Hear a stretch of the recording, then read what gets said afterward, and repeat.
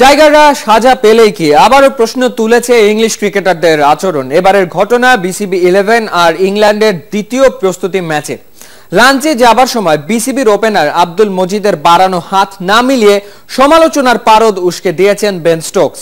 ঘটনা ধরা পড়েছে ৭১-এর ক্যামেরায়। চট্টগ্রাম থেকে দেবচৌধুরীর রিপোর্ট। বিসিবি একাদশ ইংল্যান্ড দ্বিতীয় প্রস্তুতি ম্যাচের লাঞ্চ ব্রেক। সাধারণভাবেই ড্রেসিং রুমে ফিরছিলেন ক্রিকেটাররা। এর মাঝেই চোখ আটকে গেল আব্দুল মজিদ আর বেন স্টোকসের ওপর। একটু খেয়াল করতেই ফুটে উঠল বেন স্টোকসের অক্রিকেটীয় আচরণ। দারুণ খেলতে থাকা মজিদ সম্ভবত স্টোকসের সাথে হাত মেলাতে চেয়েছিলেন, আর বেন স্টোকস এটা কি ভদ্রতা নাকি চরম অভব্যতা?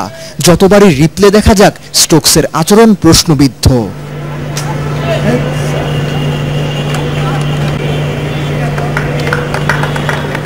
ব্যাটিং করার সময় একটু কথা বলতেছিল, পরে স্লেজিং না এরকম স্লেজিং বলা যায় না, এটা বলতেছিল যে এরকম খেলতেছে এরকম আর কি। ঘটনার শুরুটা অবশ্য ওয়ানডে সিরিজের দ্বিতীয় ম্যাচে। আউট হবার পর জশ বাটলারের আচরণ সব ক্রিকেট প্রেমিককে হতবাক করেছিল। উত্তেজনার সেই পারদ উত্তাপ ছড়িয়েছিল ম্যাচ শেষে তামিম ইকবাল আর জনি বেয়ারস্টোর হ্যান্ডশেক কাণ্ডে।